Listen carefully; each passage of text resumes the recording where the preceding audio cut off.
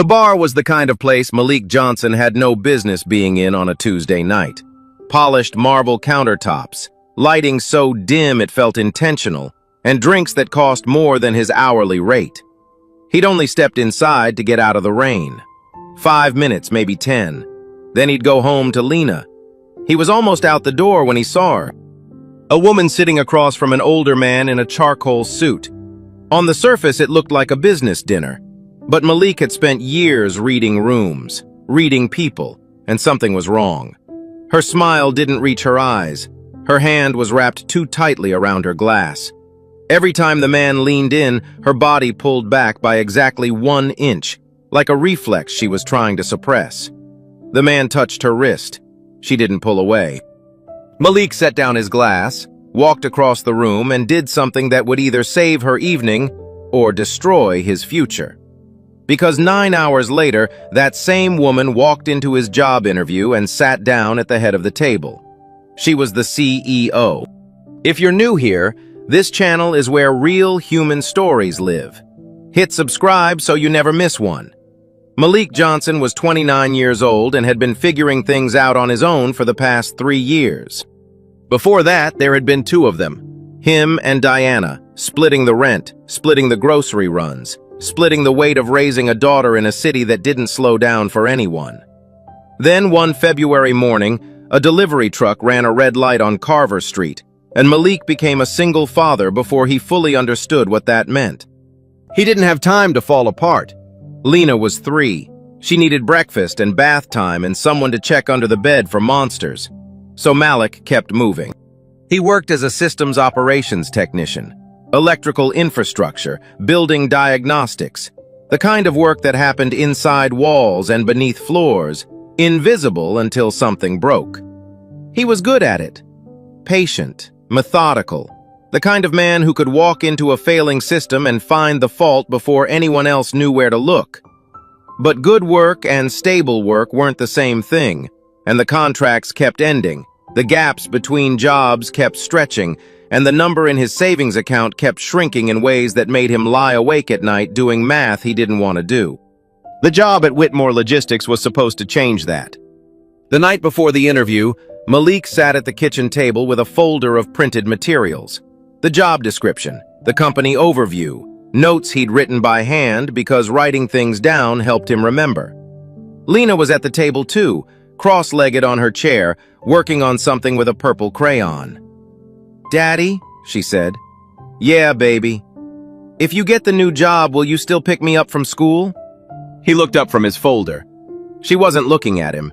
She was focused on her drawing, tongue pressed to the corner of her mouth the way she did when she was concentrating. "Every day," he said. She slid the paper across the table without looking up. He unfolded it. 2 figures, one tall and one small, standing in front of a large rectangle she'd drawn with careful, deliberate strokes. Underneath, in handwriting that was still learning itself, "Daddy and me going to work." Malik folded it once and put it in the front pocket of his shirt. He didn't know anything about Claire Whitmore that night. To the people who mattered in business circles, Claire Whitmore was 28 years old and already a success story.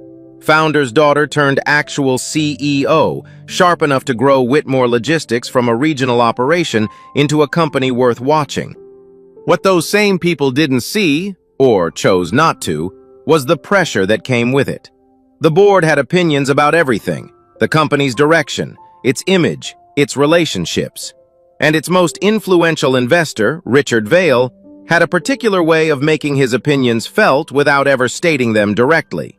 He was the kind of man who understood that real power didn't need to raise its voice. Claire understood him perfectly. That was the problem. She had a dinner with him that Tuesday. Just business, she told herself. She'd handled difficult men before. She knew how to hold a smile steady and keep a conversation moving without giving anything away. She told herself that right up until the moment she couldn't. The rain had started around 9. Malik was finishing up a job 3 blocks away, a commercial building on Hendricks Avenue, faulty relay panel on the 4th floor. And by the time he packed his tools and stepped outside, the sidewalk was already slick and dark. He ducked into the nearest doorway to wait it out. The doorway happened to belong to Calloway's. He almost turned around when he saw the interior.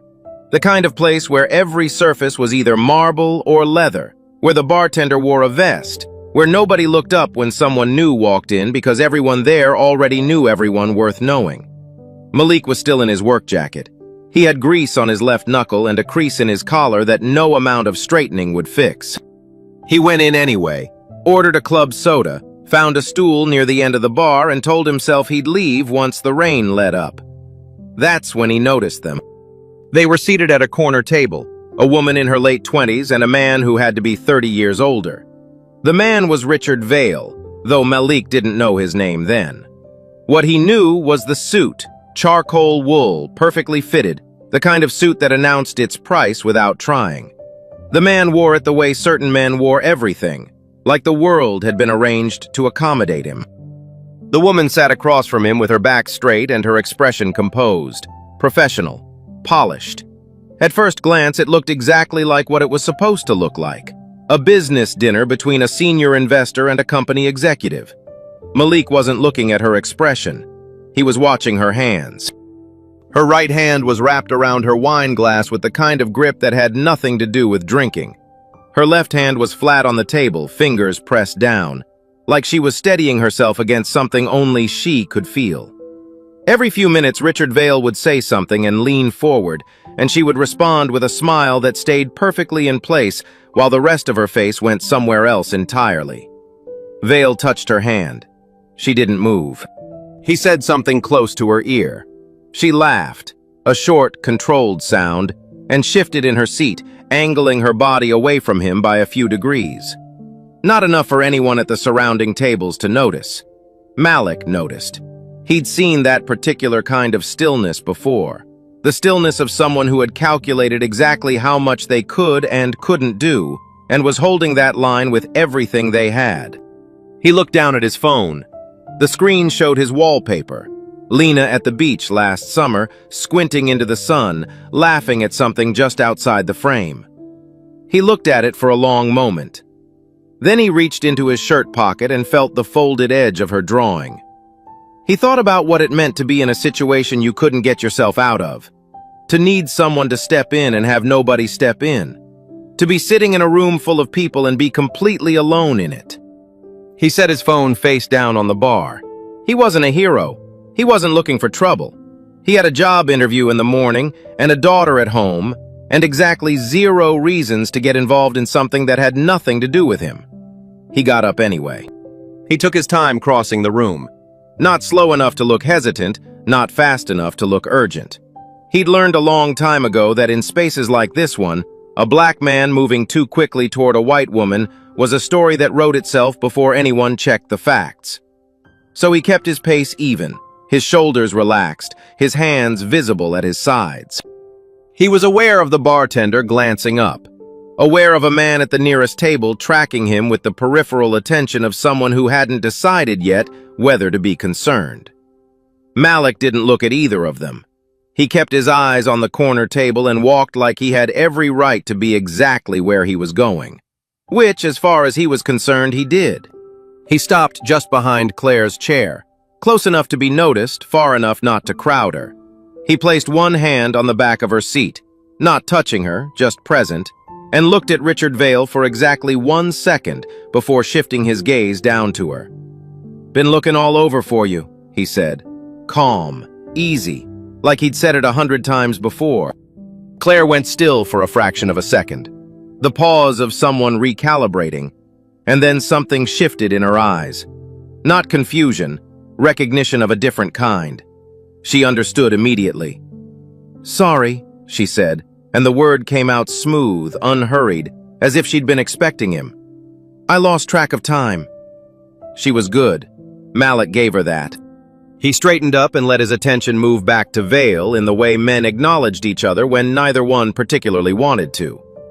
"Sorry to interrupt," he said. "I just need to steal her for a minute." Vale didn't smile. He had the stillness of a man deciding whether what was happening was an inconvenience or a problem.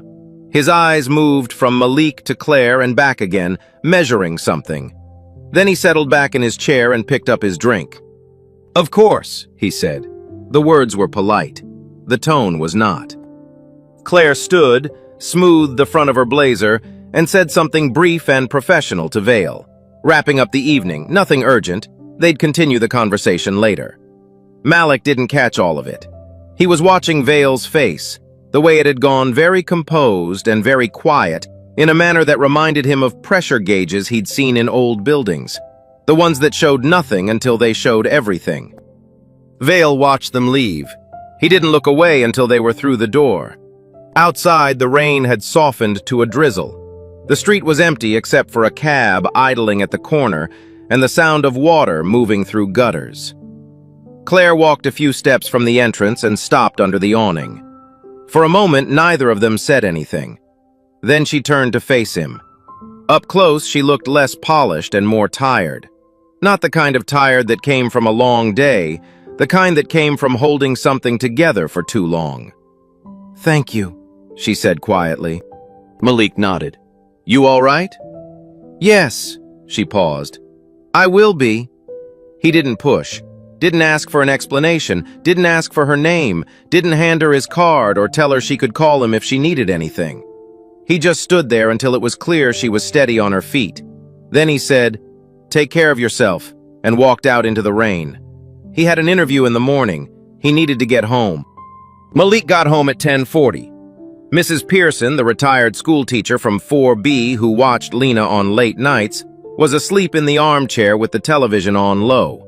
He paid her, walked her to the door, and stood in the hallway for a moment after it closed, letting the quiet settle over him. Lena's door was cracked open. He pushed it gently and looked in. She was on her side, one arm wrapped around a stuffed elephant she'd named Gerald, her breathing slow and even. The nightlight cast a warm orange circle on the wall above her bed. He watched her sleep for a moment. Then he pulled her door to and went to the kitchen. The folder was still on the table where he'd left it. He sat down, opened it, and went through everything one more time. The job description, the company's recent logistics reports he'd pulled from their public filings, the notes he'd made about their operational structure and where he thought the gaps were. He'd been preparing for this interview for 2 weeks. He knew the material. What he didn't know was whether knowing the material would be enough. Senior Systems Operations Coordinator. It wasn't a title that sounded like much from the outside, but Malik understood what the role actually meant. Managing the infrastructure that kept the whole operation moving, diagnosing failures before they cascaded, keeping the systems honest. It was exactly the kind of work he'd been doing for years, just without the title or the salary that should have come with it. He closed the folder at midnight and went to bed. In the morning, he ironed his shirt twice. The first time he pressed a crease in the wrong place and had to start over. He dropped Lena at school early.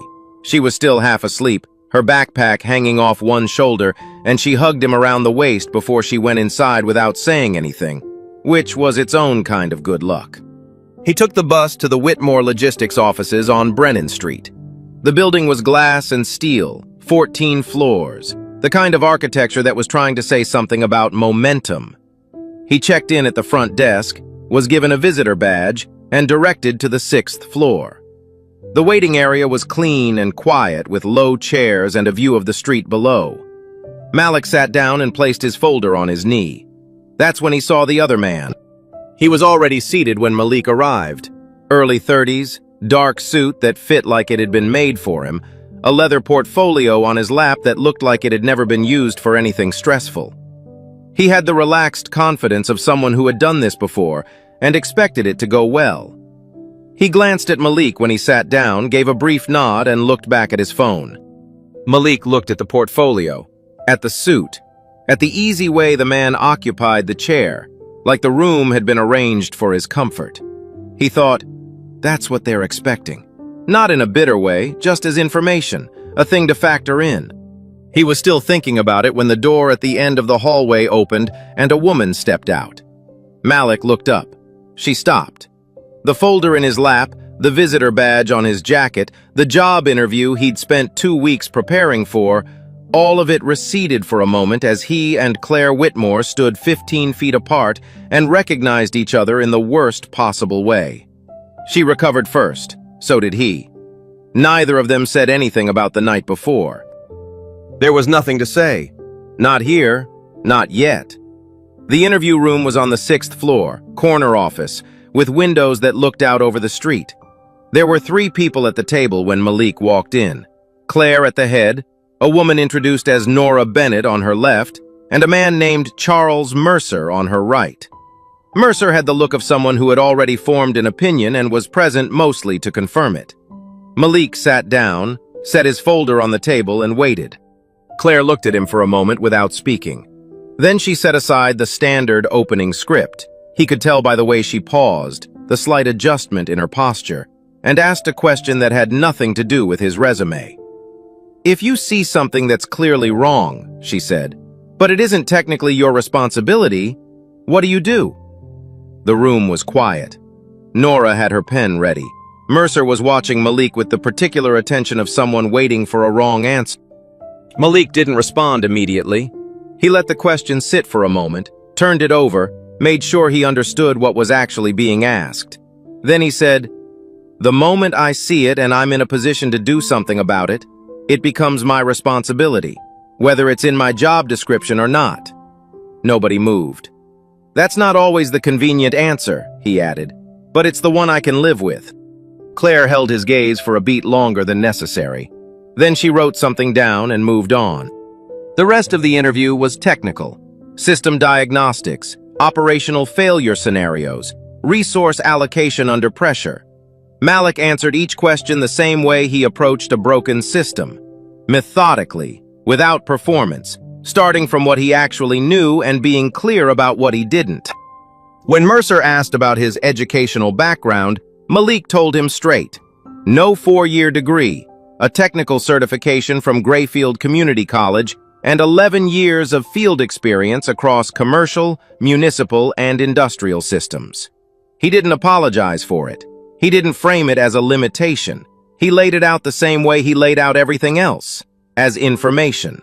Mercer made a note. His expression didn't change.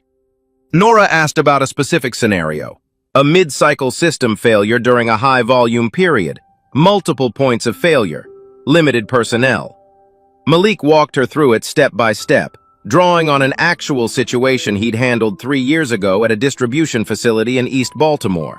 He described the failure, the diagnosis, the fix, and the process he'd put in place afterward to prevent recurrence. He didn't embellish it, he just told her what happened. Nora set her pen down partway through and didn't pick it up again. She was just listening. Near the end, Claire asked him one more question. It wasn't on any list. "What do you think this company actually needs from this role?" Malik thought about the public filings he'd read, the operational reports, the gaps he'd noticed between what the company said it was doing and what the numbers suggested was actually happening. "Honestly," he said, "someone who sees problems before they become incidents, not someone who manages the aftermath, someone who reads the system well enough to know when it's about to fail." He paused. "You've been growing fast. Fast growth creates pressure on infrastructure that doesn't always show up immediately. By the time it shows up, it's already expensive." Claire didn't write anything down that time. She just looked at him. Mercer shifted in his seat. The interview ended 10 minutes later. Malik shook hands with all 3 of them, thanked them for their time, and walked back through the hallway to the elevator. He didn't look back through the glass. Behind him in the conference room, Nora Bennett turned to Claire and said quietly, "He's the one." Mercer said nothing. He was still looking at his notes, or pretending to. Claire said nothing either, but she had stopped writing 10 minutes ago, and she already knew. The pushback started that same afternoon. Mercer sent Claire a summary email within 2 hours of the interview ending. Professionally worded, carefully structured, the kind of message that said everything it needed to say without saying any of it directly. He outlined Ethan Caldwell's qualifications, the MBA from Georgetown, the 4 years at a Fortune 500 logistics firm, the polished presentation, the references from names the board recognized. He used the phrase, well-rounded profile, twice. He used the phrase, strong cultural fit, once, and Claire read that one 3 times. She knew what it meant. She'd been in enough rooms to know what it meant. The formal board conversation happened 2 days later. Mercer presented both candidates to the 3 other board members present, walking through their backgrounds with the efficiency of someone who had already decided the outcome and was now building the record to support it. Ethan's file was presented first and at length. Malik's was presented second and with qualifications.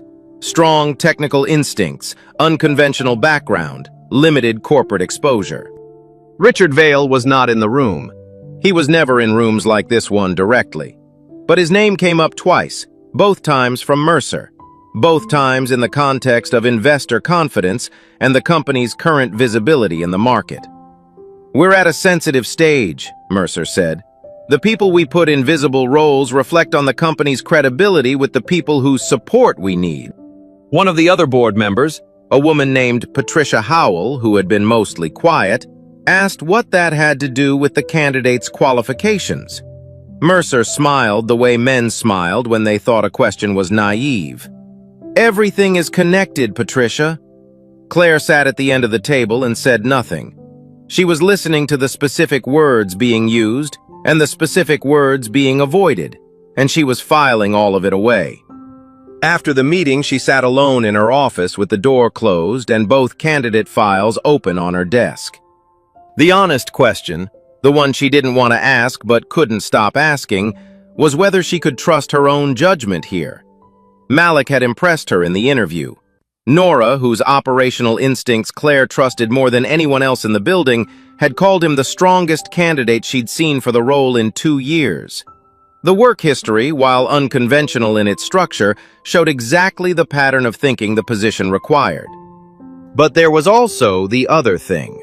The corner table at Calloway's, the way he'd crossed the room without hesitation, the way he'd stood at her chair and said, "Been looking all over for you," in a voice so steady it had almost made her believe it herself. She had to be sure she wasn't confusing gratitude with judgment. So she went back to the material.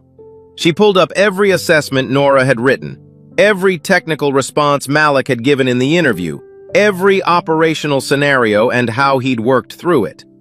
She compared them against Ethan's responses, which were fluent and well-structured and almost entirely theoretical, built from frameworks rather than experience. The evidence was not ambiguous. She opened a new document and started writing. The memo took her 90 minutes. She outlined the position's core requirements, mapped each candidate's demonstrated competencies against those requirements, and built the case for Malik Johnson line by line. Not as a favor, not as a counterpoint to Mercer, but as a factual analysis of who was actually qualified to do the job. She didn't mention Calloway's. She didn't mention Richard Vale. She didn't mention the phrase cultural fit or any of its variants. She just made the argument that the evidence made clearly and without apology. When she was done, she read it through once, made 2 small edits, and sent it to the full board. Then she sat back and waited for the response, knowing it would come, knowing it wouldn't be simple, and knowing she was going to hold the line anyway. Mercer called her the next morning at 8:15. He didn't email, he called, which meant he wanted tone. Wanted her to hear the particular register of a man who considered himself reasonable while delivering something unreasonable. "I read your memo," he said. "It's thorough. I appreciate the effort." Claire waited. "But I think we need to have a frank conversation about timing." He paused in the way people paused when they wanted you to feel the weight of what was coming. "Richard reached out to me last night, informally. He's been paying attention to some of the decisions coming out of the company lately, and he wanted me to know that he's concerned isn't the right word. Let's say attentive." "Attentive to what specifically?" Claire asked. "To the signals we're sending. To who we're putting in positions that interface with our operational partners, our vendor relationships, our investor-facing communications." Another pause. "He didn't name the candidate, Claire. I want to be clear about that. But the timing of his call is relevant context." Claire set her pen down on the desk. "You're telling me that a board decision about an internal hire is being shaped by an investor making an informal phone call?" "I'm telling you," Mercer said carefully, that we are in a growth phase that requires us to be thoughtful about perception. Ethan Caldwell is an exceptional candidate. His profile is exactly what our partners expect to see in a company at our stage. The transition would be smooth. The optics would be clean. He let that sit for a moment. Malik Johnson may be talented, I'm not disputing that, but he's an unknown quantity in a role that requires trust from a lot of different directions, and right now we cannot afford to take on that kind of uncertainty. When you say unknown quantity, I mean his background is unconventional. His exposure to corporate environments is limited. He doesn't have the credentials that signal competence to the people we need to signal competence to. A brief pause. I'm speaking practically, not personally. Claire said nothing. Think about what you're protecting here, Mercer said. His voice had shifted, softer now, almost advisory. You've built something real. Don't let one hiring decision become the thing that gives Richard a reason to start asking harder questions about your leadership. You're 28 years old, running a company that people are watching. Every decision you make right now is a data point. He let the silence do the rest. After she hung up, Claire stood at her office window for a long time. Below, Brennan Street was moving through its ordinary morning. Delivery trucks, commuters, a woman walking a dog that kept stopping to investigate the base of every parking meter. Normal, indifferent, unhelpful. She thought about what Mercer had actually said and what he had carefully avoided saying. She thought about Richard Vale's informal phone call and what it meant that he'd made it the day after her memo went out. She thought about the word optics and the word credentials and the phrase unknown quantity and all the other language that meant one thing when you said it out loud and something else entirely when you traced it back to its source. And then she thought about Calloway's, not about what Malik had done for her. She'd already separated that out, already checked her own reasoning against the evidence twice. She thought about the specific moment he'd walked across that room. He hadn't known who she was. He hadn't known what company she ran or who was sitting across from her or what the professional consequences of that dinner were. He had no information that made helping her the strategically sensible choice. He'd done it anyway, because it was the right thing to do. She turned from the window and sat back down at her desk. Mercer wanted her to choose the safe option. The board wanted her to choose the familiar shape.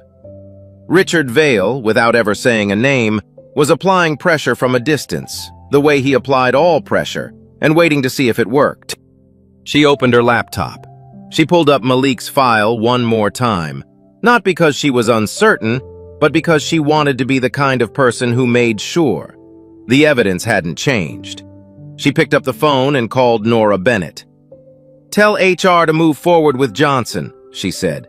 "Send the offer today." The call came at 3:18 in the afternoon. Malik was parked outside Lena's school, engine idling, watching the front doors the way he always did. Not anxious exactly, just present. The habit of a man who had learned that paying attention was its own form of protection. The radio was off. He had the folder from the interview on the passenger seat, though he wasn't sure why he'd brought it. Something to do with his hands, maybe. His phone buzzed. A 202 number he didn't recognize. He picked up. The woman from HR introduced herself, said the necessary things in the necessary order, and told him that Whitmore Logistics was pleased to offer him the position of Senior Systems Operations Coordinator, pending standard background verification and reference checks. She walked him through the compensation package, base salary, benefits, the company's contribution to his 401k, the health coverage that included dental and vision. Malik listened to all of it without saying anything. When she finished, she asked if he had any questions. He said, "No, thank you. I'll review the written offer when it comes through." He hung up. He set the phone on the passenger seat next to the folder. He looked at the front doors of the school, which were still closed, still ordinary, still the same doors they'd been 30 seconds ago. Then he put both hands on the steering wheel and held on. The doors opened at 3:30. Kids came out in the usual wave. Backpacks, noise, the specific chaos of 36-year-olds released into an afternoon. Malik spotted Lena almost immediately. She was walking with her friend Destiny, talking about something with the full-body commitment that children brought to conversations about nothing in particular. She saw him and ran. He got out of the car and crouched down, and she hit him at full speed, both arms around his neck, backpack swinging into his shoulder. "Did you get it?" she asked into his collar.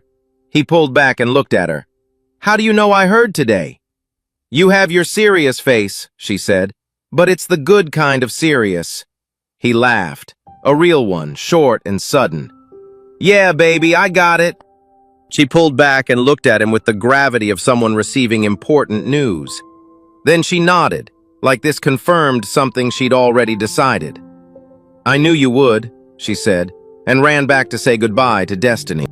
That night, after Lena was in bed, Malik sat at the kitchen table with the written offer open on his laptop. The numbers were real. The benefits were real. The title was real.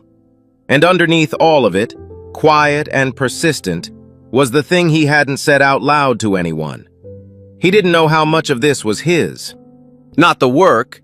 He knew what he was capable of. Not the interview. He'd answered every question honestly, and he stood behind every word.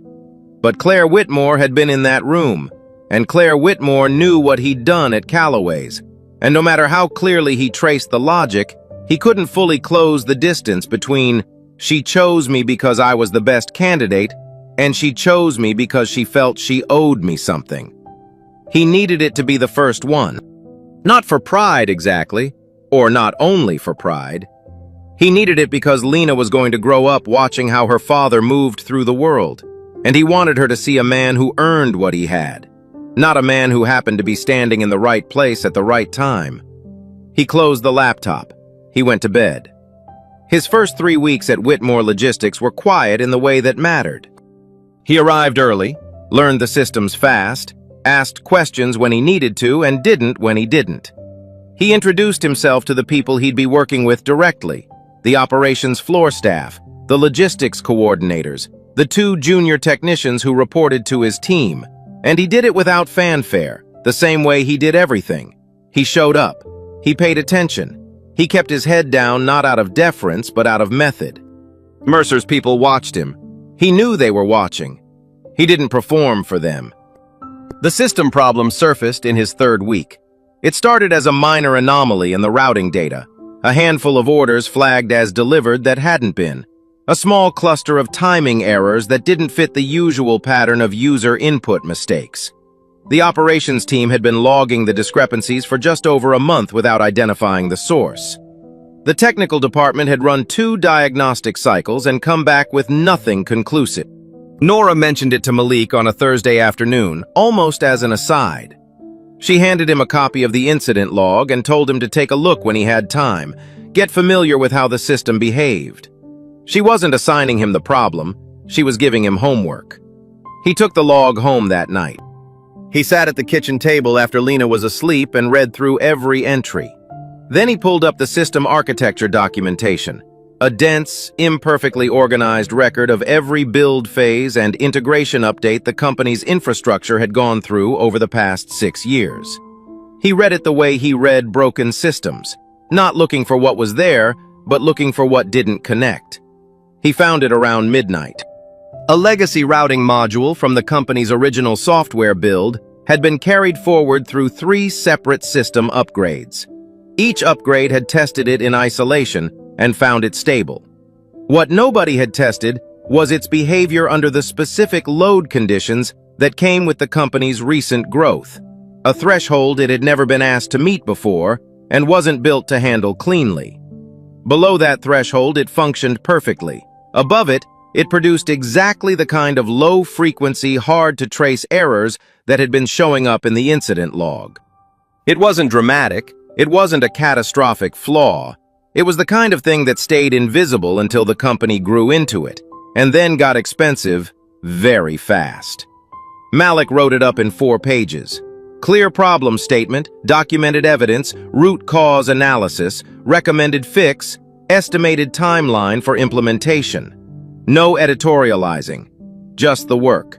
He put it on Nora's desk Friday morning before anyone else arrived. She called him into her office at 9:30. She was sitting with the report open in front of her. She looked at him for a moment before she spoke. "How long did this take you?" "2 nights," he said. "The technical team has been on this for a month." Malik didn't say anything. Nora looked back at the report. "This is good work," she said. Not effusively, just directly, the way she said everything. "I mean that." "Thank you. I'm going to need you to walk the technical team through it. They're going to have questions, and some of them are going to be defensive about the fact that you found it and they didn't." She paused. "Can you handle that without making it worse?" "Yes," he said. She nodded. "Then let's get it done." The meeting with the technical team happened that afternoon. Malik presented the findings without positioning them as a failure on anyone's part. It was a documentation gap, a testing blind spot, the kind of thing that happened when systems grew faster than the records that described them. He gave the team credit for the diagnostic work they had done. He focused entirely on the fix. Afterward, one of the senior technicians, a man named Greg Foster, who had been at the company for 5 years and had said almost nothing during Malik's first 3 weeks, stopped him in the hallway. "Good catch," Foster said. 2 words. Malik took them for what they were. A few people still watched him with the particular attention of those waiting for a mistake. Mercer was still distant, but something had shifted. Quietly, without announcement, the way real things shifted. People started stopping by his desk, started asking his opinion before problems became incidents. He was still being tested, but he was answering the test in the only language he trusted, the work itself. It was a Thursday evening close to 7 when Claire appeared at the door of his office. Most of the floor had cleared out. The overhead lights had shifted to their after-hours setting, dimmer, quieter, the kind of light that made a large, open office feel almost small. Malik was still at his desk, working through a revised implementation timeline for the routing fix. He reached for his coffee, found it cold, and set it back down. He looked up when he heard her knock on the open door frame. "You're still here," she said. "So are you." She came in and sat down across from him, not in the formal way she occupied space in conference rooms, but with the particular ease of someone who had decided to stop performing for the evening. She looked at the papers spread across his desk, the diagrams, the annotated printouts. "Nora showed me the routing report," she said. "I figured." She said the technical team lead called it the cleanest root cause analysis he'd seen in 2 years. A pause. He was also apparently annoyed about it, but Nora said that's just how he processes being impressed. Malik almost smiled. "Good to know." Claire looked at him for a moment. Then she looked down at her hands, the way people looked when they were deciding whether to say the thing they'd actually come to say. "I need to ask you something," she said, "and I need you to answer it honestly, not diplomatically." "All right." She looked back up. "If you had known that night, at Callaway's, who I was, if you'd known I was the CEO of the company you were interviewing with the next morning," she paused, "would you have still done it?" The office was very quiet. Somewhere down the hall, an elevator dinged and opened and closed. Malik set down his pen. He didn't answer immediately, and she didn't rush him.